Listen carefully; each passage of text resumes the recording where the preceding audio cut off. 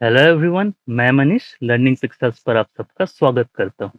ये है हमारी फोटोशॉप लर्निंग सीरीज की क्लास और आज की हमारी क्लास है टाइप टूल पार्ट 2। जिन्होंने पार्ट 1 नहीं देखा है वो प्लीज जाकर क्लास नंबर 19 चेक कीजिए। अगर आपने ये क्लास नहीं देखा है तो मैं इन्फो में आपको क्लास की लिंक दे दूंगा या फिर आप डिस्क्रिप्शन में जाकर भी ये क्लास चेक कर सकते हैं। तो आइए शुरू करते हैं क्लास नंबर 20। तो अब हम आ गए हैं फोटोशॉप पर और टाइप टूल की जो पहला ऑप्शन है हॉरिजॉन्टल टाइप टूल, इसे हमने काफी हद तक कल कवर कर लिया है। इसके बाद हमारे पास सेकेंड ऑप्शन है वर्टिकल टाइप टूल। तो जब हम हॉरिजॉन्टल टाइप टूल यूज करते थे तब देखिए अगर हम यहाँ कुछ टाइप करते हैं तब वो इस तरह से हॉरिजॉन्टल डायरेक्शन में टाइप होगी। पर अगर मैं वर्टिकल टाइप टूल लेता हूं, मैं इसकी साइज इंक्रीज कर लेता हूं और अब अगर मैं यहां से लर्निंग पिक्सेल्स फिर से टाइप करूं तब देखिए आपको टेक्स्ट कुछ इस तरह से मिलेंगे। या फिर आप इसमें नंबरिंग आपको करनी हो लाइक 1 2 3 4 5 6, तब देखिए ये ऑटोमेटिक एक के नीचे एक आ रहे हैं। ध्यान रहे मैं हर लेटर के बाद यहाँ पर एंटर प्रेस नहीं कर रहा हूं। मैं जो भी चीजें टाइप करूंगा वो ऑटोमेटिकली एक के नीचे एक आती जाएंगी। तो जब आपको इस तरह से टेक्स्ट चाहिए हो आप वर्टिकल टाइप टूल यूज कर सकते हैं। इसके बाद आपके पास जो टेक्स्ट के या फिर आपको जो ऑप्शंस मिलते थे कैरेक्टर पैनल पे, वही ऑप्शंस इसमें भी मिलते हैं। आपको इनकी फॉन्ट चेंज करनी है, आप फॉन्ट चेंज कर सकते हैं। आप ट्रैकिंग, लीडिंग, बेस लाइन कम या ज़्यादा करना, वो सारी चीज़ें आपकी सेम होंगी। तो इस पर हम दोबारा नहीं जाते। तो वर्टिकल टाइप टूल इतना ही है। जब आपको लेटर्स एक के नीचे एक चाहिए बिना एंटर प्रेस किए तब आप इस तरह से वर्टिकल टाइप टूल यूज कर सकते हैं। इसके बाद आपको ऑप्शन मिलता है वर्टिकल टाइप मास्क टूल।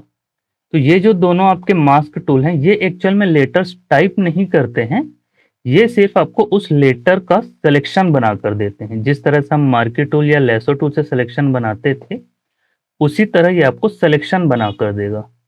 तो अभी जैसे कि हम कुछ टाइप करते हैं, मैं फिर से लर्निंग ही टाइप कर रहा हूं और देखिए अभी तो ये आपको लेटर शो कर रहे हैं। तो अभी इसमें आपको कुछ एडिट करना है।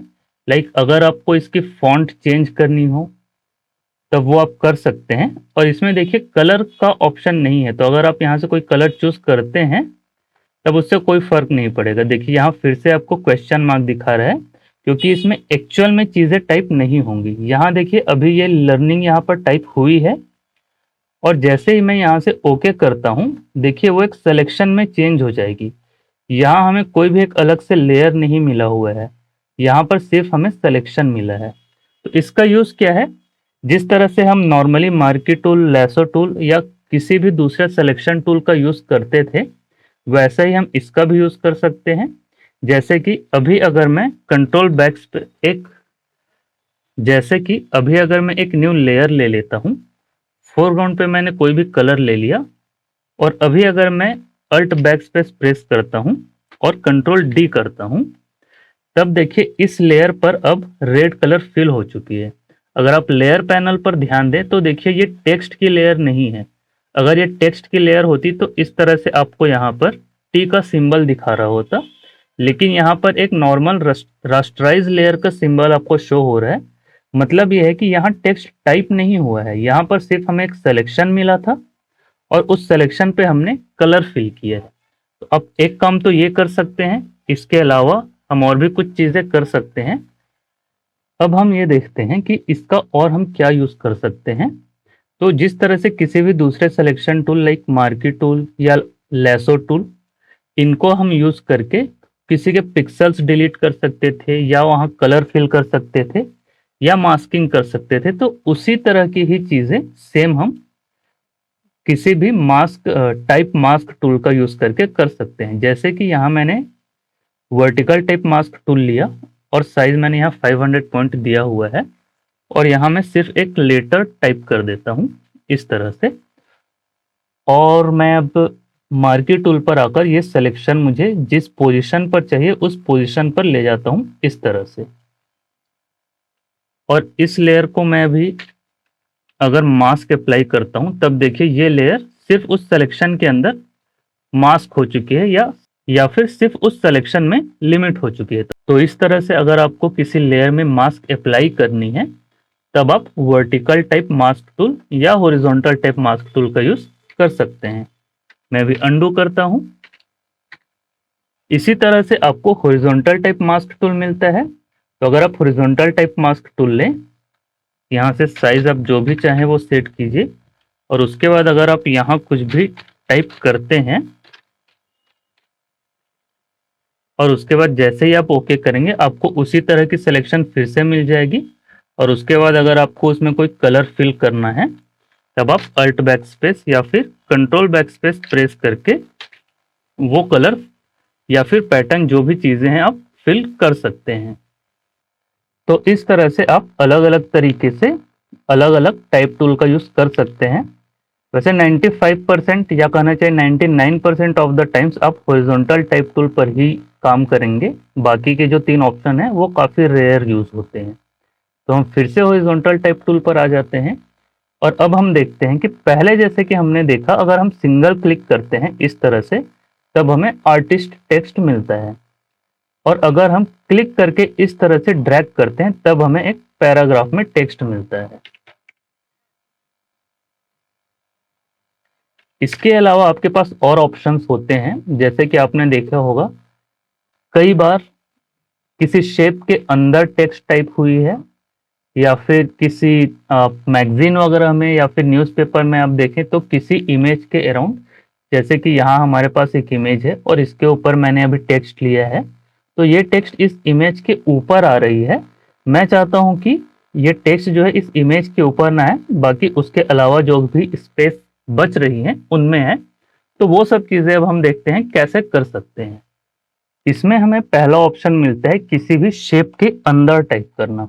लाइक हमारे पास कोई रेक्टेंगल हो, हेक्सागन, ट्रायंगल, कोई भी वेक्टर शेप हो हमारे पास। ध्यान रहे शेप वेक्टर होनी चाहिए। इट मीन्स पाथ से क्रिएटेड होना चाहिए, चाहे वो पेन टूल से भी बनी हो तब भी कोई प्रॉब्लम नहीं है। तो यहाँ हमें सिर्फ एक पाथ चाहिए, तो मैं यहाँ से रेक्टेंगल टूल लेता हूँ और यहाँ मैंने एक रेक्टेंगल क्रिएट किया। आप लेयर पैनल पर देख सकते हैं यहाँ एक रेक्टेंगल क्रिएट हो चुकी है। और अब मैं टेक्स्ट टूल पर आता हूँ, हॉरिजॉन्टल टाइप टूल पर। यहाँ से साइज मैं कम कर लेता हूँ और देखिए अभी कर्सर जो है वो अलग दिखाई दे रही है और जैसे ही मैं रेक्टेंगल के अंदर लेकर आऊंगा तब देखिए कर्सर के ऊपर आपको एक सर्कल शो हो रही है। जब भी आपको इस तरह के सर्कल शो होती है कर्सर के ऊपर, उसका मतलब यह है कि अभी अगर आप एक सिंगल क्लिक करते हैं तब जो भी उसके पीछे आपको पाथ दिखाई दे रही है, जो टेक्स्ट टाइप होगी वो उस पाथ के अंदर टाइप होगी। मैं अभी एक बार सिंगल क्लिक करता हूं और देखिए सिंगल क्लिक से ही जो भी टेक्स्ट थे वो यहाँ पेस्ट हो चुके हैं। कल की क्लास में हमने देखा था कि ये जो लॉरेम इप्सम टेक्स्ट होती है वो फोटोशॉप बाय डिफॉल्ट आप जब भी क्लिक करते हैं टेक्स्ट टूल सेलेक्ट करके फोटोशॉप बाय डिफॉल्ट वो टेक्स्ट पेस्ट कर देता है। अब मैं यहाँ से ओके करता हूँ, यहाँ से मैं इसकी लीडिंग ऑटो कर देता हूँ और ये टेक्स्ट मैं कॉपी करके फिर से सेम पेस्ट कर देता हूँ। तब देखिए इस तरह से आपको टेक्स्ट मिल चुकी है। इसके बाद आपको फिर से वही सारे ऑप्शंस रहते हैं। इन टेक्स्ट को अगर आपको एडिट करने हैं तब आप यहाँ से जो भी फॉन्ट कलर या फिर साइज एंड अदर थिंग्स जो भी चाहिए आपको वो चीज़ आप सेट कर सकते हैं कैरेक्टर पैनल से। इसी तरह से अगर मैं एक सर्कल लेता हूँ, यहाँ से मैंने एक सर्कल क्रिएट कर लिया और फिर से मैं टेक्स्ट टूल पर जाता हूँ और फिर से सेम चीज मैं अगर इस सर्कल के अंदर क्लिक करता हूँ तब फोटोशॉप ऑटोमेटिक वहां पर टेक्स्ट को उस सर्कल के शेप में ले आएगा।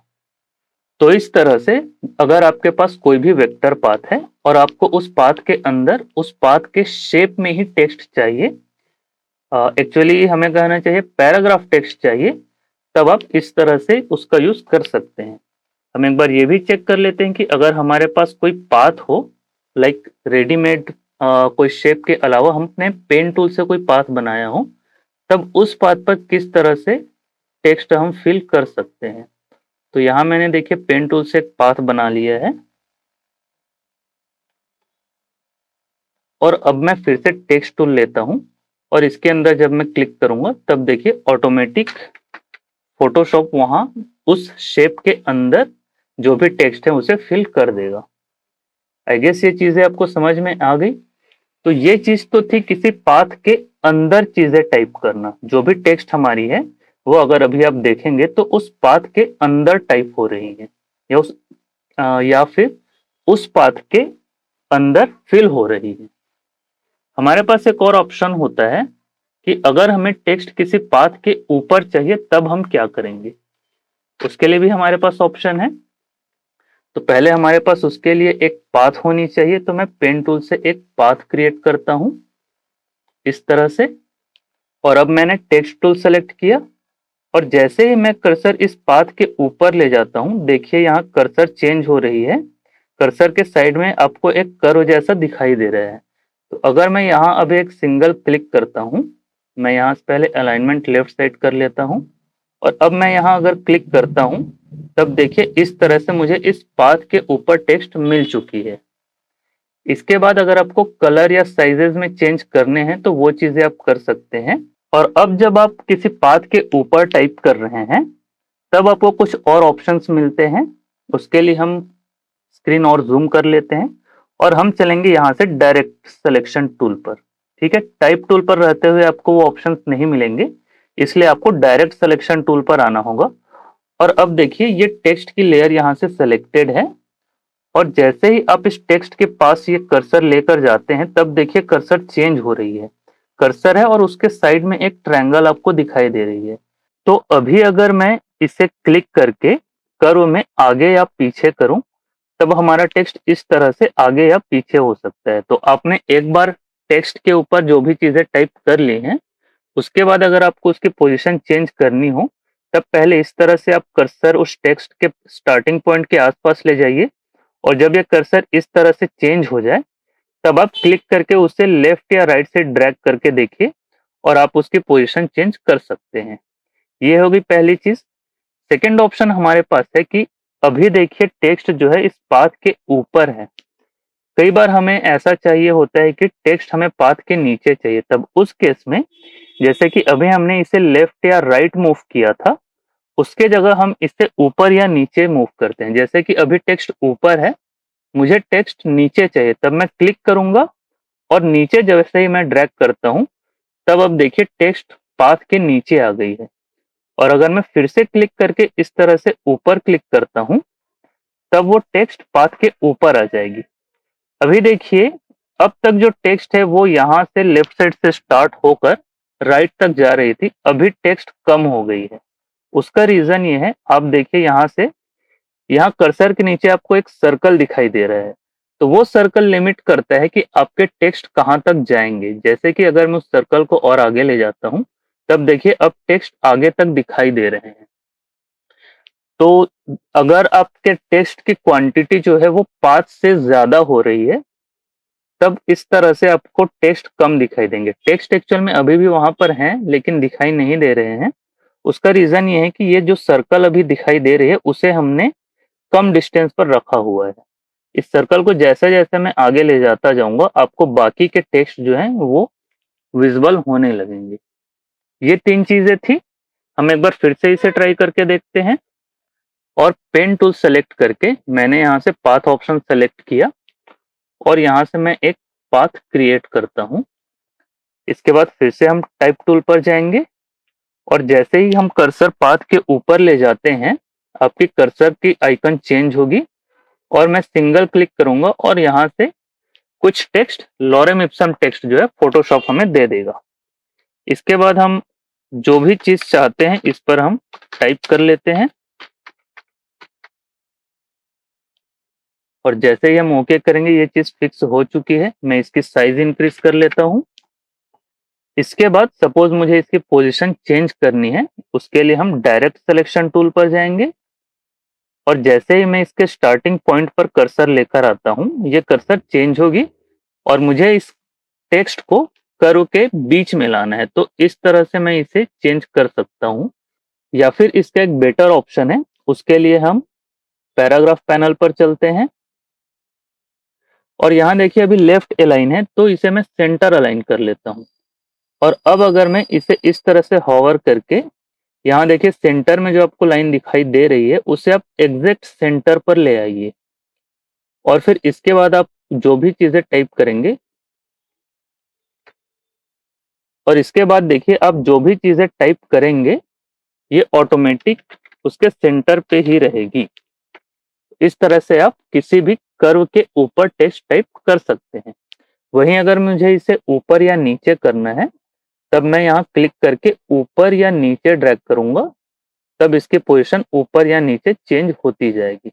इसके बाद हम देखते हैं कि हम और क्रिएटिवली इसे किस तरह से यूज कर सकते हैं। तो उसके लिए मैं ये लेयर अभी डिलीट करता हूं और एक हम सर्कल क्रिएट करते हैं इस तरह से। और मैं फिर से टेक्स्ट टूल पर जाता हूं और अब अगर इस सर्कल के ऊपर, ध्यान रहे इस बार हम अंदर क्लिक नहीं कर रहे हैं, हम इसके पाथ पर क्लिक कर रहे हैं। मैं इस एंकर पॉइंट पर एक सिंगल क्लिक करता हूं। यहाँ अभी पैराग्राफ पर अगर आप देखें तो ये सेंटर अलाइन है, तो यहाँ मैंने एक सिंगल क्लिक किया और इस तरह से आपको टेक्स्ट मिल जाएंगे। मुझे टेक्स्ट की क्वांटिटी इतनी नहीं चाहिए, तो मैं अपने हिसाब से कोई भी टेक्स्ट टाइप कर लेता हूं और एंटर प्रेस करेंगे। ठीक है, तो इस तरह से आपको अगर टाइप करना है तो ये चीजें आप टाइप कर सकते हैं। और इसके बाद देखिए यहाँ आपको एक सर्कल शो हो रही है और यहाँ एक स्क्वायर शो हो रही है। तो इससे आप, जैसा कि हमने अभी तक इसकी पोजीशन चेंज की थी, उस तरह से आप इसकी पोजीशन चेंज कर सकते हैं इस तरह से। और वहीं अगर आपको ये टेक्स्ट अगर सर्कल के अंदर चाहिए, तब आप इसे इस तरह से नीचे ड्रैग करेंगे, तब ये सर्कल के अंदर आ जाएगी। और अगर आप बाहर ड्रैग करते हैं तब वो बाहर आ जाएगी। तो आपने बहुत सारे लोगोज में देखा होगा कि इस तरह से टेक्स्ट यूज हुआ होता है। तो अब आई गेस आपको समझ में आ चुका है कि उस तरह से टेक्स्ट किस तरह से आप टाइप करेंगे।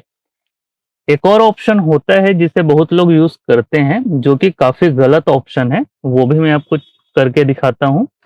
मैं ये दोनों लेयर सभी हाइड कर देता हूं और यहाँ हम कुछ भी टाइप कर लेते हैं। मैं यही टेक्स्ट रहने देता हूं। और कुछ लोग क्या करते हैं कि यहाँ से हमने टेक्स्ट टाइप कर लिया और अब इसे ट्रांसफॉर्म करते हैं। लाइक मैंने यहाँ से कीबोर्ड से कंट्रोल टी किया और राइट क्लिक करके यहाँ से मैंने वार्प कर दिया।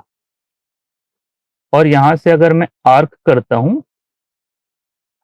और इस तरह से मैं इसे डिफॉर्म करता हूं, तब देखिए ये भी उसी तरह से कर्व में अभी मुझे शो हो रही है, पर ये एक्चुअल में काफी डिफॉर्म हो चुकी है। जैसे कि अगर आप यहाँ एल पर देखें, यहाँ आपको थिकनेस कम मिल रही है, यहाँ आपको थिकनेस ज्यादा मिल रही है। यहाँ भी आप पी को, एस को, किसी भी लेटर को देखें तो वो काफी डिफॉर्म हो चुकी है और इस तरह से टेक्स्ट अच्छे नहीं लगते हैं। वहीं अगर हमने पहले जो बनाया था उस टेक्स्ट को अगर हम चेक करें, तब देखिए इसमें कोई डिफॉर्मेशन नहीं है। यहाँ जो हमने अभी आर्क अप्लाई किया है वहां पे काफी डिफॉर्मेशन आपको मिल रही है। तो जब भी आपको इस तरह से एक सर्कल के अराउंड कोई टेक्स्ट चाहिए, तब आप पहले एक सर्कल बनाइए और टेक्स्ट टूल यूज करके उस पाथ के ऊपर टाइप कीजिए। अगर इस तरह से आप वार्प करके वो टेक्स्ट डिफॉर्म करेंगे, तब आपकी डिजाइन काफी अनप्रोफेशनल लगने लगती है। तो इस चीज का आप हमेशा ध्यान रखें, क्योंकि इसी तरह की छोटी छोटी चीजों से ही आपकी डिजाइन बेहतर या बुरी बनने लगती है। तो यहाँ तक हमने सीख लिया कि हम किसी पाथ के अंदर या पाथ के ऊपर किस तरह से टेक्स्ट टाइप कर सकते हैं। अब हम अगले चीज की ओर चलते हैं। जैसे कि यहाँ हमारे पास एक इमेज है और मैं चाहता हूं कि यहाँ मैं कुछ टाइप करूं जो कि इस इमेज के ऊपर ना आए। अगर मैं अभी टेक्स्ट टूल लेता हूं और यहाँ मैं एक रेक्टेंगल बनाकर इस तरह से टेक्स्ट टाइप करता हूं, तब देखिए वो इस इमेज के ऊपर भी आ रही है। मैं चाहता हूं कि इस तरह से इमेज के ऊपर ना आए, तो उसका क्या ऑप्शन है? अगर आप थोड़ा सोचे तो आपको खुद ब खुद समझ में आएगा। एक ऑप्शन हमारे पास है कि हम एक पाथ बना लेते हैं। जैसे कि मैंने यहाँ से पेन टूल सेलेक्ट किया और अगर मैं इस तरह से एक पाथ क्रिएट कर लेता हूं और उसके बाद इस पाथ के अंदर अगर मैं टाइप करता हूं, तब जो भी टेक्स्ट मेरे होंगे इस पाथ के अंदर ही आएंगे, कुछ इस तरह से। इसी का सिमिलर ही ऑप्शन है, प्रिंसिपल सेम रहेगा, लेकिन कुछ अलग तरीके से हम उसे इस तरह कर सकते हैं। अभी ये पाथ मैं हटा देता हूँ और पहले ये जो इमेज है उसे मैं सेलेक्ट कर लेता हूँ। यहाँ से मैंने बैकग्राउंड पहले ही हटा दिया है, तो मैंने कंट्रोल प्रेस करके यहाँ आइकन पर मैं क्लिक करता हूँ, तब मुझे एक सिलेक्शन मिल जाएगी इस इमेज के अराउंड। इसके बाद मैं सेलेक्ट में जाता हूँ, मॉडिफाई करूंगा और इस सिलेक्शन को हम एक्सपेंड कर लेंगे कुछ 15 पिक्सल्स के आसपास, इस तरह से। ये सिलेक्शन थोड़ी कम लग रही है, मैं इसे और थोड़ा एक्सपेंड कर लेता हूँ कुछ इस तरह से। और अब मैं मार्की टूल लेता हूँ और मैं चाहता हूँ कि सिर्फ ये वाली एरिया जो कि इस इमेज के बाहर है वो सेलेक्ट करना है मुझे। तो इसके लिए मैं क्या करूंगा, पहले मैं शिफ्ट कंट्रोल आई करके जो भी मेरा सिलेक्शन है उसे मैंने इन्वर्ट कर लिया और अब मैं मार्की टूल पर हूं और यहां से मैं लास्ट ऑप्शन सेलेक्ट करता हूं, इंटरसेक्ट वाली। और जहां तक टेक्स्ट मुझे चाहिए, लाइक सपोज यहां तक टेक्स्ट मुझे चाहिए, तब मैं उसके लिए इस तरह से बॉक्स क्रिएट करूंगा। और ये देखिए और यहाँ देखिए जिस एरिया में मुझे टेक्स्ट चाहिए वो एरिया अभी सिलेक्शन में है, बट सिलेक्शन के ऊपर हम टाइप नहीं कर सकते। तो इस सिलेक्शन को पहले हम पाथ में कन्वर्ट करेंगे। वो कैसे होता है, मैं अभी भी मार्की टूल पर हूं और इस सिलेक्शन के अंदर मैंने राइट क्लिक किया और यहाँ आपको ऑप्शन मिलता है मेक वर्क पाथ। ये मैंने सेलेक्ट किया, टॉलरेंस आप 1 pixel 2 pixel as per your requirement, आप कोई भी वैल्यू दे सकते हैं। मैं ओके करता हूं और अब ये पाथ क्रिएट हो चुकी है। टेक्स्ट टूल पर आप जाएं और जैसे ही आप क्लिक करेंगे फोटोशॉप आपको टेक्स्ट फिल करके दे देगा। तो इस तरह से काफी इजीली आप जिस भी शेप में चाहे उस शेप में टेक्स्ट फिल कर सकते हैं। इसके बाद आपके पास ये भी एक ऑप्शन है कि अगर आपको ये पाथ एडिट करनी है तब आप डायरेक्ट सिलेक्शन टूल पर जाकर ये पाथ एडिट कर सकते हैं और उसके साथ ही आपकी टेक्स्ट जो है उस शेप के अकॉर्डिंग मॉडिफाई हो जाएगी। वहीं देखिए अगर ये इमेज यहाँ सेंटर में होती और हमें इस पूरे पेज में टेक्स्ट चाहिए इस इमेज को छोड़कर, तब उसके लिए भी हम सिमिलर ट्रिक यूज कर सकते हैं। मैं फिर से कंट्रोल प्रेस करके इस इमेज पर क्लिक करता हूं यहाँ आइकन पे और इस इमेज के अराउंड सिलेक्शन मुझे मिल जाएगा। इसके बाद मैं सेलेक्ट पर जाकर मॉडिफाई और इसे एक्सपेंड कर लेता हूँ अराउंड 50 पिक्सल्स। इसके बाद फिर से मैं मार्की टूल पर जाऊंगा, शिफ्ट कंट्रोल आई से मैं सिलेक्शन इन्वर्स कर लेता हूं और पहले की ही तरह इंटरसेक्ट वाले ऑप्शन पे रहते हुए इस तरह से मैंने एक रेक्टेंगल क्रिएट किया और राइट क्लिक करके मेक वर्क पाथ, और पाथ आपको मिल चुकी है। और अब अगर आपको यहाँ कुछ टाइप करना है तो आप इस तरह से क्लिक करके इस पाथ पर टाइप कर सकते हैं। और इसके बाद अगर आपको आगे की चीजें दूसरे पाथ के अंदर टाइप करनी है तब आपको अभी देखिए वो पाथ डिलीट हो चुकी है। वो पाथ आपको कहाँ मिलेगी, यहाँ पाथ के पैनल पे। ये जो फर्स्ट पाथ है वो हमने जो स्टार्टिंग में पाथ बनाया था वही है। और अब अगर मैं राइट वाले पाथ पर क्लिक करूं तो जो भी टेक्स्ट है वो इस पाथ के अंदर मुझे दिखने शुरू हो जाएंगे। और आप आगे और टेक्स्ट अगर आप फिल करना चाहते हैं तब आप इस तरह से पेस्ट करके वो चीजें फिल कर सकते हैं। और देखिए इस तरह से इस इमेज के अराउंड जो भी आपके टेक्स्ट थे वो फिल हो चुके हैं। तो हमने काफी सारी चीजें सीख ली। हमने ये सीख लिया कि किसी शेप के अंदर हम किस तरह से टेक्स्ट फिल कर सकते हैं, किसी पाथ के ऊपर या किसी शेप के पाथ के ऊपर हम किस तरह से टेक्स्ट टाइप कर सकते हैं और उसे एडिट कर सकते हैं।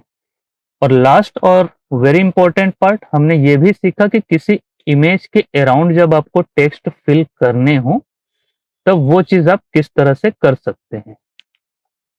एक लास्ट चीज हम ये भी देख लेते हैं। अभी हमने एक शेप बनाया इस इमेज के अराउंड और उस शेप के अंदर हमने टाइप किया।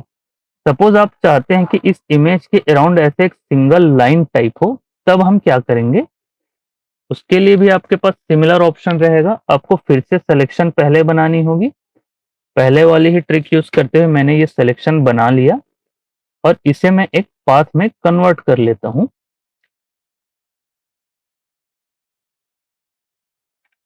इस तरह से। और अब फिर से हम टाइप टूल पर जाते हैं और अगर मैं पाथ के ऊपर अंदर या बाहर की बात नहीं कर रहा हूं मैं। अगर मैं अभी पाथ के ऊपर क्लिक करता हूं, तब देखिए इस तरह से उस पाथ के अराउंड जो भी आपके टेक्स्ट हैं वो टाइप हो चुकी है। उसके बाद आपको इसे जैसा भी एडिट करना हो वो आप कर सकते हैं। इसके बाद टेक्स्ट टूल में एक और ऑप्शन बचती है। मैं यहाँ फिर से कुछ टेक्स्ट टाइप कर लेता हूँ। इसकी साइज इंक्रीज कर लेते हैं। और अब अगर आप टाइप मेन्यू पर जाते हैं तो यहाँ आपको ऑप्शन मिलता है क्रिएट वर्क पाथ। इस पर जैसे ही आप क्लिक करेंगे तो जो भी आपकी टेक्स्ट टाइप हुई थी वहां आपको एक वर्क पाथ मिल जाएगी या एक पाथ मिल जाएगी। इसका यूज क्या होता है, जिस तरह से आप किसी भी दूसरे पाथ का यूज करते हैं उसमें आप कोई न्यू लेयर लेकर कलर फिल कर सकते हैं, ग्रेडियंट फिल कर सकते हैं। आपको अगर वेक्टर मास्क चाहिए तो वो सारी चीजें आप इस ऑप्शन से क्रिएट कर सकते हैं। मैं फिर से अंडू करता हूं और फिर से अगर आप टाइप मेन्यू पर ही जाते हैं तब जिस तरह से आपके पास वर्क पाथ का ऑप्शन था उसी तरह से कन्वर्ट टू शेप का भी ऑप्शन आपको मिलता है। तो अगर आप कन्वर्ट टू शेप करते हैं तब देखिए अब वो जो टेक्स्ट थी वो शेप बन चुकी है। अगर आप यहाँ लेयर पैनल पे इसके आइकन पर ध्यान दें तब यहाँ अब शेप का आइकन आपको मिल चुका है। तो आप शेप में जो भी चीजें यूज करते हैं उन सभी चीजों को यूज करने का आपको ऑप्शन अब यहाँ पे मिलता है। पर ध्यान रहे आप जब भी इसे वर्क पाथ या फिर शेप में चेंज कर देते हैं उसके बाद ये टेक्स्ट नहीं रह जाता। तो अब अगर आप चाहते हैं कि यहाँ जो एल लिखा हुआ है उसे आप एम कर दें या कुछ और कर दें तो उसकी गुंजाइश अब नहीं है, क्योंकि अब यहाँ आप देखिए अब ये टेक्स्ट नहीं रहा, अब ये शेप बन चुका है। अब हम फिर से टाइप मेन्यू पर चलते हैं और देखिए यहाँ आपको ऑप्शन मिलता है वार्प टेक्स्ट का। तो जिस तरह से हम किसी भी शेप या किसी भी इमेज को वार्प कर सकते हैं उसी तरह से टेक्स्ट के लिए भी वार्प का ऑप्शन है। अगर मैं इस पर क्लिक करता हूं तब देखिए यहाँ से आपको वार्प के जो भी ऑप्शन मिलते थे वो सेम ऑप्शन आपको मिल रहे हैं और वो चीजें आप इस तरह से चेंजेस कर सकते हैं। तो काफी अलग अलग काफी वैरायटी के ऑप्शंस आपको मिलते हैं टेक्स्ट टूल में। आप इन सभी को यूज करके देखिए, प्रैक्टिस कीजिए ताकि आपकी डिजाइन बेहतर से बेहतर हो सके। पर इस चीज का ध्यान रखें टाइपोग्राफी काफी इंपॉर्टेंट चीज होती है और काफी सेंसिटिव चीज भी होती है। आप थोड़ी भी इसमें गड़बड़ियां करेंगे तब आप अपने कस्टमर्स को जो भी मैसेज देना चाहते हैं उस मैसेज के फील में काफी डिफरेंस आने लगते हैं। तो जब भी आप टेक्स्ट यूज कर रहे हैं काफी ध्यान से यूज कीजिए, अच्छे से आप उसके सैंपल्स या फिर आपको जहां से भी इंस्पिरेशन मिल रहा हो उन चीजों को आप अच्छे से स्टडी कीजिए ताकि आपकी टाइपोग्राफी अच्छी हो सके और आप एक बेहतर डिजाइन बना सके। तो ये थी हमारी टाइप टूल पार्ट 2 की क्लास और इसी के साथ हमारी टाइप टूल की क्लास कंप्लीट होती है। आई होप आपको क्लास पसंद आई होगी और अगर आपको क्लास पसंद आई है तो please like the video, please share the channel, please subscribe it and keep practising. मिलते हैं एक नए क्लास के साथ। Thank you.